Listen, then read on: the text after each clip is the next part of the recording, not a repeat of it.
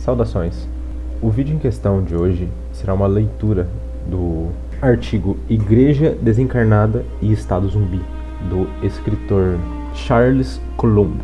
O artigo diz: o primeiro domingo da quaresma é, no calendário bizantino, usado tanto por católicos quanto por ortodoxos deste rito, o domingo da ortodoxia. É uma observância que homenageia o triunfo dos católicos ortodoxos do Oriente e do Ocidente sobre os iconoclastas no Segundo Concílio Ecumênico de Nicéia em 787 d.C., numa época em que Roma e Constantinopla permaneceram firmemente unidas. Embora eu mesmo seja um cristão latino do ordinariato anglicano, embora um católico de berço, este ano me vi carregando um ícone do beato imperador Rei Carl da Áustria-Hungria na tradicional procissão com ícones que é característica das observâncias do dia. Foi com isso em mente que, após a denúncia igualmente tradicional de várias heresias que o seguem, ouvi as comemorações de vários graus de crentes, incluindo, abre aspas, ao Santíssimo Imperador Constantino, igual aos apóstolos, à sua mãe Helena, aos imperadores ortodoxos Teodósio o Grande, Teodósio o Jovem, Justiniano, ao piedoso Grão-Duque Vladimir, igual aos apóstolos, à Grande-Duquesa Olga e todos os outros imperadores e imperatrizes ortodoxos, príncipes e princesas, memória eterna. Fecha aspas. Isso provocou muitas reflexões, de fato. Por um lado, muitos dos presentes eram ucranianos ou rutenos. Eles têm amigos e parentes neste momento lutando contra os russos, que por sua vez comemoram Vladimir e Olga, exatamente da mesma maneira hoje, igualmente reivindicando como seus antepassados, com ucranianos e bielorrussos. Por outro lado, as orações do rito bizantino para o imperador nas liturgias de São Basílio e São João Crisóstomo foram usados igualmente para o rei imperador Karl e o seu oponente de guerra, o czar Nicolau II. Embora Karl também tenha sido mencionado nas orações do rito latino para a Sexta-feira Santa e o Sábado Santo. Há uma certa adequação neste último, porque os Habsburgo e os Romanov foram, em certo sentido, sucessores dos sacro-imperadores romanos e bizantinos. Tais pensamentos levaram ainda às considerações de como Teodósio o Grande fez o batismo entrar na cidadania romana, bem como membro da Igreja, encarnando assim, por assim dizer, a união de Cristo e de sua realeza davídica como comúnio da Igreja na última ceia. A partir de então, tanto nas diversas manifestações imperiais do Oriente e do Ocidente, quanto nos reinos da Irlanda até a Rússia, que se formaram em seu solo e cujos reis se diziam sujeitos a eles, a Igreja e o Estado eram vistos como duas facetas distintas da mesma res publica christiana. Essa noção sobreviveu aos vários cismas entre Ocidente e Oriente e a revolta protestante, embora os católicos de repente se vissem expulsos do corpo político nos países onde a nova religião prevalecia, e os seus adeptos receberam os mesmos tratamentos onde não. Mas os horrores e o derramamento de sangue daquela época levaram diretamente à ascensão do deísmo e do iluminismo, e ao derramamento de sangue muito pior das revoluções francesas e subsequentes, todas as quais visavam o cristianismo em suas várias formas. Por turnos violentos e pacíficos, a ascensão do secularismo acabou afastando o catolicismo, a ortodoxia e o protestantismo de qualquer influência real sobre a vida política em seus respectivos países. De fato, a experiência do Covid mostrou que, na grande maioria das nações, a Igreja não é considerada em nenhum sentido um parceiro igual ao Estado, mas uma mera associação privada, como o Rotary Club, e sem mais direitos de que o Rotary Club tem. Infelizmente, essa é uma situação em que a grande maioria dos hierarcas eclesiásticos concordou alegremente. No entanto, onde quer que seja considerado vantajoso pelos governos seculares e progressistas, fragmentos dos antigos acordos com o cristianismo são mantidos, seja por um desejo de se vestir às feias realidades da vida pública, atual com trajes um tanto mais apresentáveis, ou então para torcer alguma vantagem real do restante do grupo dos crentes. Nos Estados Unidos, onde Thomas Jefferson cunhou a frase, abre aspas, separação entre igreja e Estado, fecha aspas, ela não aparece na Constituição, pois vários dos primeiros estados mantiveram as igrejas estabelecidas quando este documento foi ratificado até 1986.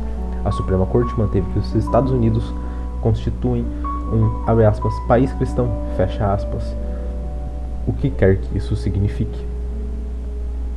Isso é expresso de várias maneiras. Além da Catedral Episcopal Nacional atuar como pano de fundo para grande parte de nosso cerimonial cívico, e cenas semelhantes ocorrendo em cada uma de nossas capitais. Os capelães clericais são ativamente recrutados para encorajar soldados, marinheiros, aviadores, policiais, bombeiros a continuarem a arriscarem suas vidas. O governo tolera qualquer iniciativa baseada na fé que gaste dinheiro e assim, economizando algumas despesas do governo, sem nenhum proselitismo. A Conferência Nacional dos Bispos Católicos e a cada Conferência Católica Estadual são ouvidas quando o que eles têm a dizer ecoa na política governamental existente e ignoradas quando isso não ocorre. O Natal é um feriado nacional e, em algumas áreas, também a Sexta-feira Santa e a Epifania e o Dia de Todos os Santos. De fato, em quase todos os países pós-católicos e alguns outros, as dioceses militares católicas são bem-vindas, pela mesma razão que nos Estados Unidos. O mesmo vale para países pós-cristãos como a Grã-Bretanha e a Comunidade da Coroa, Escandinávia e Benelux. Mas há outros fragmentos retidos como curiosidades ou para alguma pequena vantagem política. A maioria das nações anteriormente crentes mantém presença em Roma, embaixada na Santa Sé e às vezes a Ordem de Malta, igrejas nacionais, academias, seminários nacionais e hospícios de peregrinos. E da Terra Santa, igrejas patrocinadas, mosteiros e ainda mais hospícios de peregrinos. Neste último lugar, França, Espanha, Itália e Bélgica são nações consulares, que recebem privilégios especiais da custódia da Terra Santa franciscana. Até a Áquia dupla permanece lá na sombra.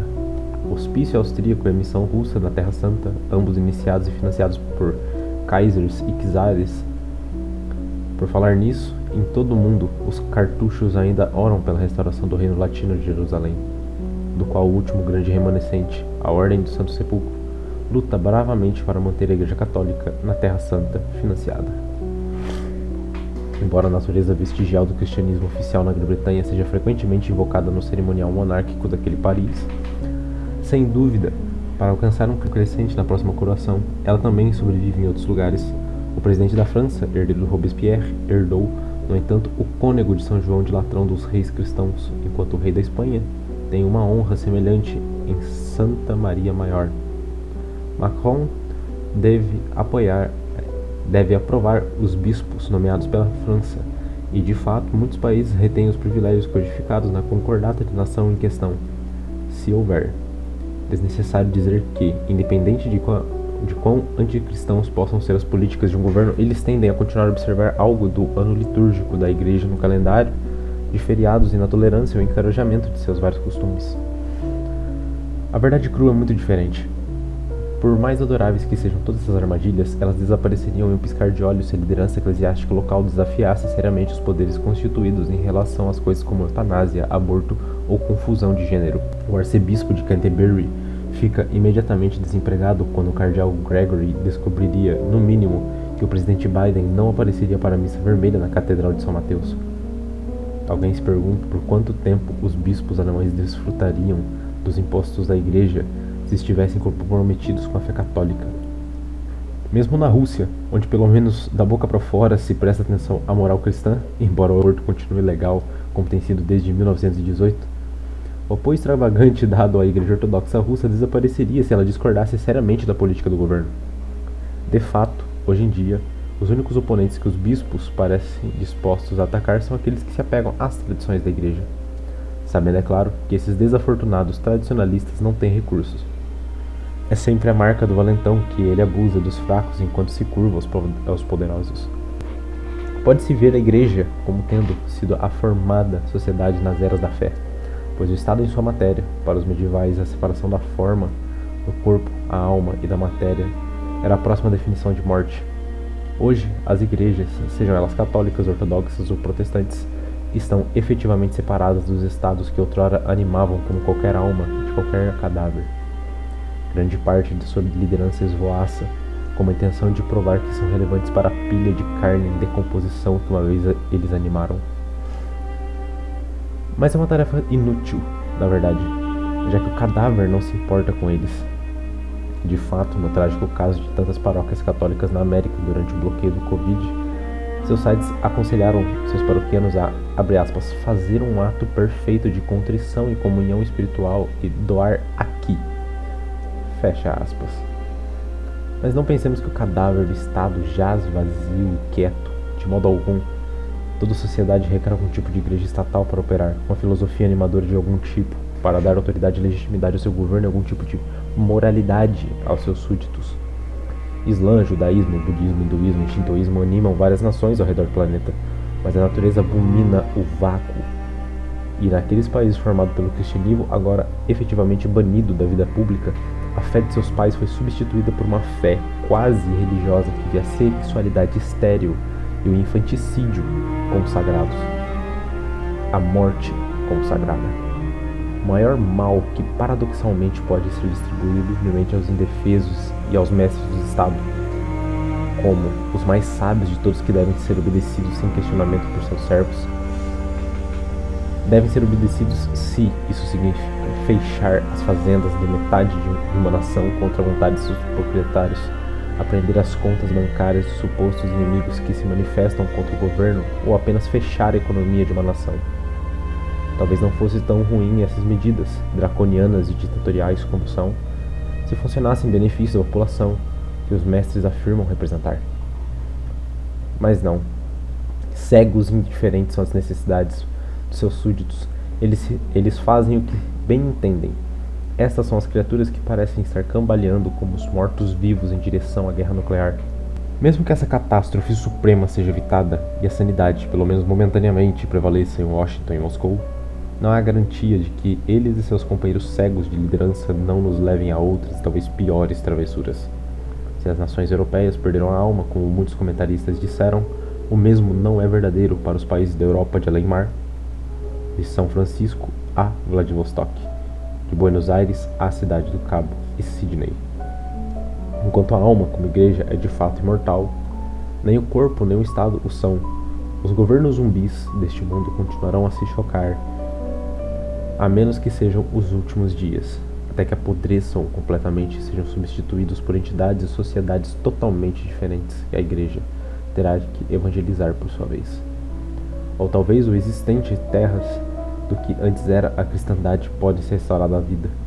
Mas primeiro, a Igreja Católica deve reconciliar-se consigo mesma e ter uma liderança comprometida com sua fé, que eles praticam como seu Senhor e Fundador uma vez o entregou a ela.